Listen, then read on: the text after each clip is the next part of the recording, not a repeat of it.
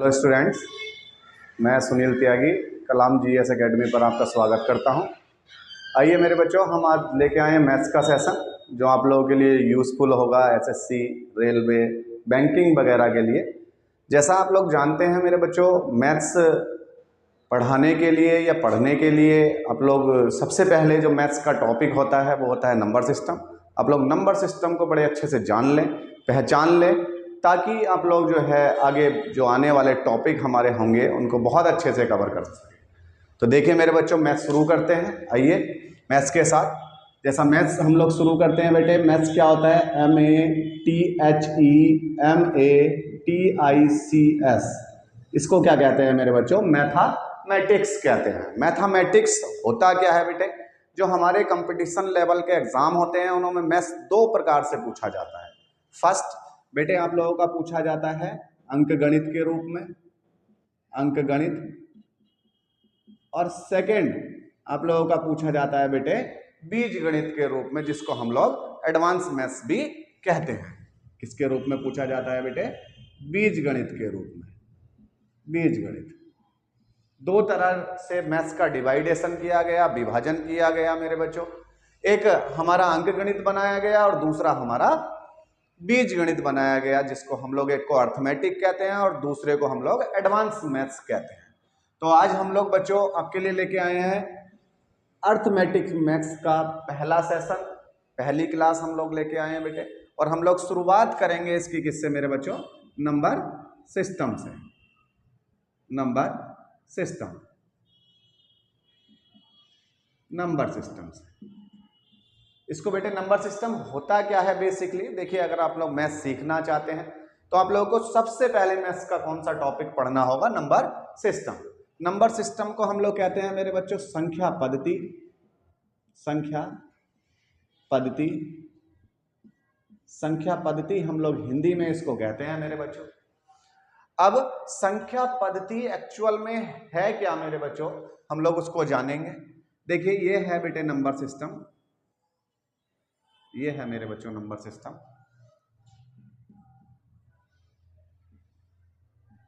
Number system.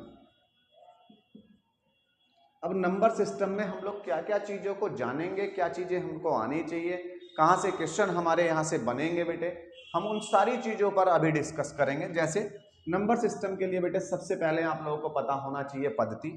क्या पता होना चाहिए मेरे बच्चों? पद्धति। इसका एक छोटा सा सिलेबस मैं आप लोगों के लिए बेटे डिस्कस कर रहा हूं। क्या क्या चीजें इसमें हम लोग आज पढ़ेंगे और क्या क्या चीजें हम लोग सीखेंगे आने वाले समय में। पद्धति के बाद हम लोग सीखेंगे बेटे डिजिट, अंक। अंक क्या होंगे मेरे बच्चों? अंक के बाद हम लोग सीखेंगे मेरे बच्चों नंबर, संख्या। संख्या क्या होंगी मेरे बच्चों? हम लोग संख्या के बाद हम लोग बेटे संख्या जैसे ही हमारी बन के तैयार होंगी तो उसके बाद हमारा जो सेशन आएगा वो आएगा बेटे संख्याओं का विभाजन या वर्गीकरण। संख्याओं का वर्गीकरण, हम लोग संख्याओं का वर्गीकरण करेंगे मेरे बच्चों। संख्याओं का क्लासिफिकेशन हम लोग करेंगे, नंबर्स का क्लासिफिकेशन करेंगे। उसके बाद हम लोग मेरे बच्चों पढ़ेंगे डिविजिबिलिटी, भाजकता। भाजकता, कौन सा नंबर बेटे कौन सी संख्या किस नंबर से कट जाएगी, हम लोग यही जानेंगे मेरे बच्चों भाजकता में। भाजकता के बाद मेरे बच्चों हम लोग चलेंगे बेटे जोड़ने पर। जोड़ने पर उसके बाद हम लोग सीखेंगे बेटे घटाना। उसके बाद हम लोग सीखेंगे मेरे बच्चों गुणा। उसके बाद हम लोग सीखेंगे भाग। उसके बाद हम लोग सीखेंगे बेटे वर्ग। उसके बाद सीखेंगे वर्गमूल, वर्गमूल। उसके बाद सीखेंगे बेटे हम घन, और उसके बाद सीखेंगे हम लोग घनमूल। घनमूल, घनमूल के बाद मेरे बच्चों हम लोग यही सीखेंगे भाज्य क्या होता है, भाज्य क्या होता है, भाजक क्या होता है बेटे, भाजक क्या होता है। इतनी सारी चीजों के बाद बेटे ये मैथ्स की बेसिक सी जानकारी है, आप लोगों को आनी चाहिए अगर आप लोग मैथ्स सीखना चाहते हैं तो। उसके बाद हम लोग जो बेटे सीखेंगे उसको मैं यहाँ लिख देता हूँ मेरे बच्चों। उसके बाद जो हम लोग सीखेंगे, चलो यहाँ लिख देते हैं मेरे बच्चों, ये यहीं लिख लेते हैं, चलिए कोई बात नहीं, यहाँ लिखते हैं बेटे। उसके बाद हम लोग सीखेंगे बेटे इकाई का अंक। इकाई का अंक कि इकाई का अंक क्या होगा मेरे बच्चों। उसके बाद हम लोग जानेंगे मेरे बच्चों दहाई के अंक के बारे में, दहाई का अंक क्या होगा, दहाई का अंक। उसके बाद हम लोग जानेंगे मेरे बच्चों दहाई के अंक के बाद हम लोग जानेंगे सैकड़े का अंक, सैकड़े का अंक, सैकड़े का अंक क्या होगा। उसके बाद हम लोग बेटे पढ़ेंगे रिमाइंडर के विषय में, रिमाइंडर क्या होगा, शेषफल, शेषफल के बारे में जानेंगे बेटे। शेषफल भी मेरे बच्चों दो तरह के होंगे, एक तो होगा केवल शेषफल, केवल शेषफल, और एक होगा मेरे बच्चों क्रमागत शेषफल, क्रमागत शेषफल। इसके बाद मेरे बच्चों जैसे ही हम लोग शेषफल को पढ़ लेंगे, शेषफल के बाद हमारा जो नेक्स्ट बेटे टॉपिक होगा इसी में वो होगा हमारा बेटे कितने शून्य हैं, कितने शून्य हैं, जीरो की संख्या आप लोग डिफाइन करेंगे बेटे कि कितने जीरो आएंगे सीरीज के अंदर। उसके बाद हम लोग बेटे यहाँ पढ़ेंगे सीरीज, श्रेणी, श्रेणी, श्रेणी भी मेरे बच्चों तीन तरह की होगी, तीन तरह की श्रेणी आप लोगों से यहाँ पूछी जाती है। एक को हम लोग कहते हैं बेटे समांतर श्रेणी, समांतर श्रेणी, एक को कहते हैं बेटे हम लोग गुणोत्तर श्रेणी, गुणोत्तर श्रेणी, और एक को हम लोग कहते हैं बेटे हरात्मक श्रेणी, हरात्मक श्रेणी। तीन तरह की हम लोग बेटे श्रेणी पढ़ेंगे। श्रेणी के बाद हम लोग बेटे, श्रेणी के बाद हम लोग जो जाएंगे बेटे नेक्स्ट हमारा जो टॉपिक होगा वो होगा मेरे बच्चों बार, बार से रिलेटेड हम लोग क्वेश्चन करेंगे कि भाई बार क्या होगा।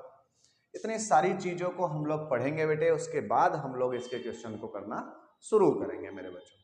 तो आइए मेरे बच्चों हम लोग आगे सेशन को शुरू करते हैं। जैसा कि आप लोगों को मैंने बताया, आप लोग सिलेबस को नोट कर सकते हैं। हम लोग नंबर सिस्टम के अंदर इतनी सारी जानकारियाँ आप लोगों को प्रोवाइड कराएंगे, सारी चीज़ें आप लोगों को वन बाई वन करके आप लोगों के सामने आती रहेंगी बेटे। हम लोग वन बाई वन करके एक एक टॉपिक को आज क्लियर करेंगे। पद्धति क्या होती है, पद्धति, पद्धति को बेटे कहते हैं सिस्टम। एक सिस्टम होता है, आप लोग किसी भी चीज़ को जानेंगे पढ़ेंगे तो उसका क्या होता है बेटे एक सिस्टम होता है। जैसे आप लोग क्लासरूम में बैठे हैं बेटे, आगे क्या होती है बेटे गर्ल्स बैठा दी, पीछे बेटा बॉयज़ बैठा दिए, तो ये क्या है एक सिस्टम है बेटे कि गर्ल्स को आगे बैठना है, बॉयज़ को पीछे बैठना है, तो ये क्या है एक सिस्टम है। तो ऐसे ही मैथ्स को पढ़ने के लिए बेटे सिस्टम बनाया गया, एक पद्धति बनाई गई। कौन सी पद्धति है जिसको हम लोग पढ़ेंगे बेटे, पहली जो पद्धति होती है बेटे मैथ्स की वो होती है दशमलव पद्धति, दशमलव पद्धति, दशमलव पद्धति। दूसरी जो पद्धति होती है बेटे मैथ्स की वो होती है आप लोगों की बाइनरी पद्धति, बाइनरी पद्धति, बाइनरी पद्धति को आप लोग पढ़ेंगे। तीसरी जो बेटे पद्धति होगी आपकी वो होगी हेक्सा, हेक्सा डेसिमल पद्धति, डेसिमल पद्धति। और चौथी जो होगी बेटे वो आप लोगों की होगी ऑक्टा डेसिमल पद्धति, ऑक्टा डेसिमल पद्धति, ऑक्टा डेसिमल पद्धति। बेटा मैथ्स को पढ़ने की चार पद्धतियां हैं, चारों की चारों बेटे मैंने यहाँ पे लिखी हैं। पहली को हम लोग क्या कहते हैं दशमलव पद्धति कहते हैं, दूसरी को हम लोग बाइनरी पद्धति कहते हैं, तीसरी हमारी हेक्साडेसिमल पद्धति होती है और चौथी हमारी ऑक्टाडेसिमल पद्धति होती है बेटे। तो जो हेक्साडेसिमल पद्धति होती है और ऑक्टाडेसिमल पद्धति होती है बेटे ये हमारे यूज की नहीं होती। ये बेटे उन बच्चों को सिखाया जाता है जो इंजीनियरिंग करते हैं, जो बीटेक करते हैं, पॉलिटेक्निक करते हैं, उनके यहाँ भी मैथ्स का एक बेटे सब्जेक्ट होता है। तो इस पद्धति को हम लोग इंजीनियरिंग में बेटे ऐड करते हैं। इंजीनियर जो बच्चे बनते हैं वो इसको इस पद्धति के आधार पर मैथ्स पढ़ते हैं। बाइनरी सिस्टम बेटे, बाइनरी सिस्टम बेटे कंप्यूटर का एक पार्ट है बाइनरी। मैथ्स अगर हमें कंप्यूटर में पढ़ना है मेरे बच्चों तो हम लोग कौन से सिस्टम के अनुसार पढ़ते हैं, बाइनरी पद्धति के अनुसार पढ़ते हैं। और जो हमारा अपना मैथ्स होता है बेटे, जो हमारे एग्जाम में पूछा जाता है, कॉम्पिटिटिव एग्जाम में पूछा जाता है, वो कैसे सिस्टम के आधार पे होता है बेटे, दशमलव सिस्टम के आधार पे होता है। तो आप लोगों ने जाना कि बेटे मैथ्स के सिस्टम कितने होते हैं, चार, और हम लोग कौन सा सिस्टम पढ़ते हैं, हम लोग सिस्टम पढ़ते हैं मेरे बच्चों दशमलव पद्धति। हम लोग सबसे पहले किसको जानेंगे बेटे, दशमलव पद्धति को जानेंगे। बाइनरी सिस्टम नहीं पता किया जाता था कंपटीशन में बेटे, लेकिन अब बाइनरी सिस्टम को भी कंपटीशन में क्या कर दिया गया बेटे, इंक्लूड कर दिया गया। तो हम लोग बाइनरी के बारे में भी जानेंगे धीरे धीरे आगे चल के। तो मैथ्स को पढ़ने की बेटे 4 पद्धतियां होंगी, आप लोग नोट कर सकते हैं। सबसे पहले जो मैथ्स जैसे कहते हैं हम लोग हिंदी में, सबसे छोटी हिंदी की जो सबसे छोटी इकाई होती है वो क्या होती है मेरे बच्चों बताइए। तो सबसे छोटी इकाई हिंदी की क्या होती है वर्ण। तो ऐसे ही बेटे मैथ्स की सबसे छोटी इकाई क्या होगी। तो मैथ्स की बेटे सबसे छोटी जो इकाई होती है वो क्या होती है मेरे बच्चों, अंक होती है, डिजिट होती है। मैथ्स में मेरे बच्चों सबसे पहले क्या आए होंगे, हमारे अंक आए होंगे। तो बताइए बेटे मैथ्स में अंक कितने होते हैं वर्तमान में। वर्तमान में बेटे वर्तमान जो अंक हैं हमारे पास वो कितने हैं मेरे बच्चों। वर्तमान में जो अंक हैं उनकी जो संख्या है मेरे बच्चों वो कितनी है, 10 है, 10 अंक होते हैं मेरे बच्चों। 10 अंक कौन कौन से होते हैं, 10 अंक होते हैं बेटे 0, 1, 2, 3, 4, 5, 6, 7, 8 और 9, ये 10 अंक होते हैं मेरे बच्चों। इन 10 अंकों से क्या हुआ बेटे, फिर हमने संख्याएं बनानी शुरू की, हमारे नंबर्स बन के तैयार हुए, और नंबर्स के बाद क्या हुआ मेरे बच्चों, हमारे क्वेश्चन तैयार हुए। तो सबसे पहले हम लोगों ने ये अंक पढ़े बेटे, अंक कितने होते हैं हमारे 10। बेटे पहले कितने अंक होते थे, पहले अंक होते थे 9, क्योंकि आर्यभट्ट का जन्म हुआ, आप लोगों ने सुना होगा, आर्यभट्ट साइंटिस्ट रहे मैथ्स के। उन्होंने क्या किया बेटे, 0 की खोज की, और जब 0 की खोज हो गई तो बेटे हमारे अंक कितने हो गए, 10 अंक हमारे बनके तैयार हो गए मेरे बच्चों। अंकों के बाद आगे चलते हैं मेरे बच्चों। अंक जैसे ही हमारे आएंगे उसके बाद हम लोग देखते हैं बेटे, अंकों के बाद हम लोग चलेंगे आगे। तो अंकों के बाद क्या बना बेटे, संख्या बनी। अंकों के बाद क्या बना मेरे बच्चों, संख्या बनी।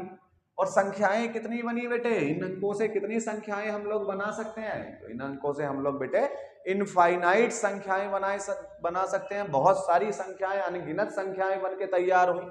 तो बेटे जो संख्याएं हमारी बन के तैयार हुई उनको हमने एक नाम दिया बेटे, सम्मिश्र संख्या। सम्मिश्र संख्या यानी जो शुरुआत में बेटे मैथ्स में संख्याएं रखी गई उनको हमने क्या कहा बेटे, सम्मिश्र संख्या कहा।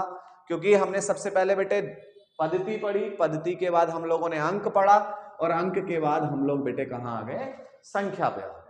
हमने संख्या पढ़ी, संख्या बेटे कौन सी कितनी बनी, इनफाइनाइट, और उनको नाम क्या दिया गया बेटे, सम्मिश्र संख्या। तो बेटे इसके बाद हम लोग क्या करेंगे, संख्याओं का क्लासिफिकेशन करना शुरू करेंगे, संख्याओं का बेटे बंटवारा करना शुरू करेंगे। हमें पता होना चाहिए मेरे बच्चों कि संख्याएं होंगी कितनी प्रकार की। तो यहां से हम लोग लिखेंगे बेटे संख्याओं का वर्गीकरण। तो बेटे संख्याओं का वर्गीकरण करेंगे हम लोग। देखिए तो संख्याओं का वर्गीकरण बेटे कैसे करेंगे हम लोग, मैंने बताया कि हमारे सबसे पहले पद्धति होती थी 4। उन 4 पद्धति में से हम लोग पद्धति पढ़ते थे बेटे दशमलव पद्धति। दशमलव पद्धति पढ़ने के बाद हम लोगों ने पढ़े थे बेटे अंक कितने थे हमारे मेरे बच्चों, 10। और उस 10 अंकों से बेटे इनफाइनाइट संख्याएं बनके तैयार हुई थी, और जो संख्याएं बनी थी उनका नाम हमने दिया था बेटे सम्मिश्र संख्या। तो सम्मिश्र संख्याएं कौन सी होंगी बेटे, जो 1 से लगा के और इनफाइनाइट तक जाएंगे उनको हम लोग क्या कहेंगे मेरे बच्चों, सम्मिश्र संख्याएं कहेंगे। अब संख्याएं बहुत सारी बन के तैयार हुई मेरे बच्चों, तो अब इनको पढ़ा कैसे जाएगा, भाई इनका कोई सिस्टम होगा, तो उस सिस्टम को हम लोग जानेंगे। देखिए अब सम्मिश्र संख्या का विभाजन किया उन्होंने मेरे बच्चों 2 प्रकार से। उन्होंने बताया कि बेटे सम्मिश्र संख्याएं 2 तरह की होती हैं। एक को हम लोग कहते हैं बेटे वास्तविक संख्या, और एक को हम लोग कहते हैं बेटे अवास्तविक संख्या, या इसका दूसरा नाम होता है बेटे काल्पनिक संख्या। इसको क्या कहा जाता है मेरे बच्चों, काल्पनिक संख्या भी हम लोग कहते हैं, और इंग्लिश में कहते हैं हम लोग इसको इमेजिनरी नंबर, जिसकी हम लोग क्या करें बेटे, कल्पना करें, जो वास्तव में संख्या ना हो फिर भी उसको किसके अंदर इंक्लूड किया जाए बेटे, संख्या के अंदर जोड़ा गया हो। तो ऐसी संख्याओं को पढ़ेंगे मेरे बच्चों। बताइए कौन सी ऐसी संख्या होगी जिसको संख्या के अंदर इंक्लूड किया गया है, वास्तव में वो संख्या है ही नहीं।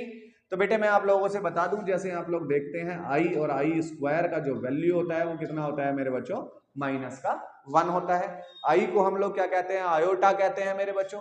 केवल और केवल मैथ्स में एक अल्फाबेट आई जो होता है उसी का मान होता है -1, बाकी किसी अल्फाबेट का कोई मान नहीं होता मेरे बच्चों।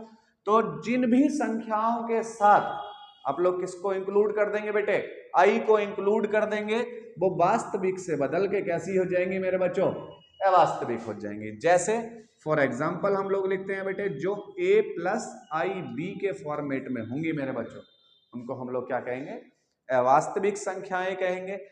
तो जो भी संख्याएं आई के साथ जुड़ के बनाई जाएंगी उनको हम लोग अवास्तविक संख्या कहेंगे। वो काल्पनिक संख्याएं होंगी बेटे, जिनकी हम लोग क्या करेंगे, कल्पना करेंगे। यानी कल्पना किसकी करते हैं हम लोग, जैसे हम एक स्वप्न आते हैं बेटे, सपने आते होंगे आप सभी लोगों को, तो उनको जो सपने होते हैं वो वास्तव में सच नहीं होते बेटे। हम लोग रात को सपना देखते हैं और सुबह पता लगता है कि हम लोग तो अपने बिस्तर में ही हैं। तो आगे आइए बेटे, अब बचे कौन से नंबर बेटे, वास्तविक नंबर बचे। वास्तविक नंबर कौन से होंगे, जो 1 से लगा के मेरे बच्चों इनफाइनाइट तक जाएंगे, वो कैसे नंबर कहलाएंगे, वास्तविक नंबर कहलाएंगे। अब बात तो वो की वो ही रहेगी बेटे, यहाँ भी 1 से इनफाइनाइट तक और यहाँ भी 1 से इनफाइनाइट तक। अब क्या किया गया, वास्तविक संख्याओं का क्लासिफिकेशन किया गया बेटे, इनको भी तोड़ा गया। बताया गया कि वास्तविक संख्याएं भी 2 प्रकार की होती है मेरे बच्चों। एक को कहते हैं हम लोग परिमेय संख्या, परिमेय संख्या रेशनल नंबर, और एक को कहते हैं हम लोग बेटे अपरिमेय संख्या, अपरिमेय संख्या। अब बेटे परिमेय संख्याएं क्या होंगी, कहते हैं कि ऐसी संख्याएं जो P/Q के रूप में हो, परिमेय संख्या कहलाती हैं बेटे। और जो मेरे बच्चों P/Q के रूप में ना हो, वो कैसी संख्याएं कहलाती हैं, अवास्तविक या अपरिमेय संख्याएं कहलाती हैं बेटे। तो परिमेय कौन सी होंगी मेरे बच्चों, जो P/Q के रूप में होंगी परिमेय कहलाएंगी, जो P/Q के रूप में नहीं होंगी वो अपरिमेय कहलाएंगी। यानी हम लोग कह सकते हैं कि ऐसी संख्या जिसका रूट या करणी ना निकाला जा सके, कैसी संख्या कहलाएगी, अपरिमेय। और जिसका रूट या करणी निकाला जा सके उसको क्या बोलेंगे हम लोग मेरे बच्चों, परिमेय संख्या। जैसे हम लोग मान ले बेटे √3 कैसी संख्या है बेटे, या √3, √5, या आप लोग कह दो पाई, ये सारी संख्याएं कैसी हैं बेटे, अपरिमेय संख्या है। पाई भी बेटे अपरिमेय संख्या है। क्यों, कुछ बच्चे सोच रहे होंगे कि पाई तो सर, पाई की जो वैल्यू होती है वो तो 22/7 होती है, तो फिर इसको आप लोगों ने अपरिमेय के अंदर क्यों रखा। बेटे पाई की वैल्यू वास्तव में 22/7 होती है, लेकिन वो उसकी अप्रोक्सीमेट वैल्यू है, उसकी मानी गई वैल्यू है। पाई की मेन वैल्यू बेटे अभी तक किसी को ज्ञात नहीं है। बहुत सारे साइंटिस्ट इस पर परीक्षण कर चुके हैं, बट इसकी जो मेन वैल्यू है बेटे वो किसी को भी ज्ञात नहीं है। तो आप लोग जानते ही हैं बेटे, जैसे आप लोगों को पता है एक लोमड़ी थी, अंगूरों को खाने का प्रयास कर रही थी, उसका मुंह अंगूरों तक नहीं जा पाया, तो उसने क्या बोल दिया बेटे कि अंगूर कैसे हैं, खट्टे हैं। उसी तरह से मेरे बच्चों, जब पाई की मेन वैल्यू आप लोग डिफाइन नहीं कर पाए, जब मेन वैल्यू ही आपको नहीं पता, तो आप लोग इसको कहाँ इंक्लूड करेंगे मेरे बच्चों, अपरिमेय में इंक्लूड करेंगे। तो परिमेय संख्याएं कौन सी हो जाएंगी बेटे, जैसे 1/2, 1/2, 4/2, 6/3, ये सारे के सारे नंबर बेटे ETC, ये सारे के सारे नंबर कैसे हो जाएंगे बेटे, परिमेय नंबर हो जाएंगे। अब बेटे बात तो होगी वही आ गई, हमने ये बनाई संख्याएं सारी की सारी किससे बेटे, अंकों से। और अंकों का जिक्र हम लोग करते चल रहे हैं, लेकिन जो संख्याएं हमारी बननी चाहिए थी अंकों से, वो तो अभी तक बनी नहीं। आगे चलेंगे मेरे बच्चों, फिर उन्होंने क्या किया, फिर उन्होंने इस परिमेय संख्या का भी क्या कर लिया मेरे बच्चों, क्लासिफिकेशन कर लिया। उन्होंने कहा मेरे बच्चों कि परिमेय संख्याएं बेटे होती हैं 2 तरह की। परिमेय संख्याएं होती हैं मेरे बच्चों 2 तरह की। एक को हम लोग कहते हैं बेटे पूर्णांक इंटीजर, और एक को कहते हैं हम लोग मेरे बच्चों भिन्नात्मक संख्याएं। तो बेटे जो भिन्नात्मक संख्याएं होंगी, जो भिन्न के रूप में होंगी, उनको भिन्नात्मक संख्याएं कहा जाएगा। इसका मीन्स ये है बेटे, परिमेय संख्या का ही दूसरा नाम क्या है, भिन्नात्मक संख्या। तो भिन्नात्मक संख्याएं कौन सी हो जाएंगी मेरे बच्चों, जैसे 1/2, 2/3, 3/4, ये सारे नंबर कैसे हो जाएंगे बेटे, ये सारे के सारे नंबर कैसे हो जाएंगे बेटे, परिमेय संख्याएं हो जाएंगे या भिन्नात्मक संख्याएं हो जाएंगे। बचे बेटे क्या आपके इंटीजर। तो बेटे इंटीजर कितने होते हैं मैथ्स के अंदर? इंटीजर होते हैं मेरे बच्चों मैथ्स के अंदर 3 प्रकार के। कौन कौन से होते हैं बेटे इंटीजर बताइए? तो इंटीजर होते हैं मेरे बच्चों, एक तो होते हैं पॉजिटिव इंटीजर, एक होते हैं मेरे बच्चों जीरो, और एक होते हैं मेरे बच्चों माइनस निगेटिव इंटीजर। यानी एक तो माइनस की संख्याएं होती हैं, एक बेटे प्लस की संख्याएं होती हैं, और एक बेटे जीरो होता है। इन तीनों को हम लोग क्या कहते हैं? पूर्णांक कहते हैं। जैसे आप लोग बच्चों पहले पढ़ते होंगे, हाई स्कूल में पढ़े होंगे, या पिछली जो 6th क्लास है, 7th क्लास है, 8th क्लास है उसमें पढ़े होंगे, वहां द्विघात समीकरण होती है एक। तो द्विघात समीकरण का मतलब क्या होता है बेटे? एक्स की कितनी वैल्यू होनी चाहिए? 2। तो वहां एक्स की 2 वैल्यू आती थी, एक पॉजिटिव आती थी, एक निगेटिव आती थी बेटे। तो पॉजिटिव वाली को तो सर बोल देते थे कि पॉजिटिव वाला तो क्या होगा बेटे? आंसर होगा, लेकिन निगेटिव वाला आंसर नहीं होगा। उसका कारण क्या था बेटे? उसको समझा देते हैं। बेटे जो मैथ्स में निगेटिव पूर्णांक होते हैं उसका मैथ्स में कोई भी स्थान नहीं होता बेटे, उसको कोई भी स्थान आप लोगों को नहीं दिया गया है। केवल प्लस की जो संख्याएं हैं उन्हीं को मैथ्स में स्थान दिया गया है, बाकी को मैथ्स में स्थान नहीं दिया गया मेरे बच्चों। प्यारे बच्चों समझ में आ रही होगी बात। तो हमारे इंटीजर बचे कितने मेरे बच्चों? 2। एक तो बचा बेटे जीरो, और एक बचा बेटे पॉजिटिव इंटीजर। पॉजिटिव इंटीजर को लेंगे, पॉजिटिव इंटीजर। बेटे पॉजिटिव इंटीजर होंगे 2 प्रकार के हमारे। कौन कौन से बेटे? एक होंगे मेरे बच्चों संयुग्मी संख्या, संयुग्मी संख्या, और एक होगा मेरे बच्चों रूढ़ी संख्या। आप लोग जानते ही हैं बेटे संयुग्म का मतलब क्या होता है? जोड़ा। और जोड़ा कब बनता है बेटे? जब 2 लोग एक साथ मिल जाएं तब क्या बनता है? हमारा जोड़ा बनता है। तो संयुग्मी संख्या ऐसी संख्याएं होंगी बेटे जो 2 संख्याओं से मिलकर बनी होंगी। रूढ़ी संख्या मेरे बच्चों, रूढ़ी संख्या आप जानते होंगे, जैसे कहते हैं गांव देहात में बेटे कहते हैं कि आप तो रूढ़ीवादी व्यक्ति हैं। रूढ़ीवादी व्यक्ति का मतलब होना है पुरानी परंपरा के लोग। जो पुरानी परंपरा के लोग थे उनको हम लोग क्या मानते हैं? रूढ़ीवादी व्यक्ति मानते हैं, रूढ़ी लोग मानते हैं। रूढ़ी का मतलब हो गया जिनके ख्यालात बेटे कैसे हों? पुराने हों। अब हम क्या है? नई जनरेशन के लोग हैं, वो कैसे लोग हैं? पुरानी जनरेशन के लोग हैं। तो रूढ़ी का विशेष मेन मोटिव क्या है मेरा बताने का बेटे? कि ऐसी संख्याएं जो कैसी हैं बेटे? पुरानी हैं, जिनको लोग पहले भी जानते थे, जिनको हम लोग आज भी जानते हैं। तो ऐसी रूढ़ी संख्याएं बेटे कितनी होती हैं? रूढ़ी संख्याएं होती हैं 4 प्रकार की। पहली होती है बेटे प्राकृतिक संख्या, नेचुरल नंबर, प्राकृतिक संख्या, नेचुरल नंबर।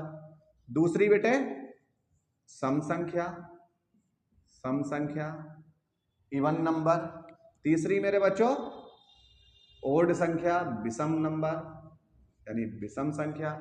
और चौथी मेरे बच्चों पूर्ण संख्या, पूर्ण संख्या। तो 4 प्रकार की संख्याएं होंगी मेरे बच्चों जिनको हम लोग क्या बोलेंगे? रूढ़ी संख्या बोलेंगे। अब आपको पता होना चाहिए बेटे प्राकृतिक संख्या कौन सी होगी? ऐसी संख्याएं बेटे जिनको प्रकृति ने हमें क्या किया है मेरे बच्चों? दान दिया है, जिसकी किसी ने भी कोई खोज नहीं की। जैसे फॉर एग्जाम्पल बेटे 1 2 3 4 डॉट डॉट डॉट। उसके बाद बेटे आया आप लोगों का कौन सी संख्याएं? सम संख्याएं। सम संख्याएं कौन सी संख्याएं होती हैं मेरे बच्चों? जो ऐसी संख्याएं जो 2 से क्या हो मेरे बच्चों? पूरी पूरी कट जाएं।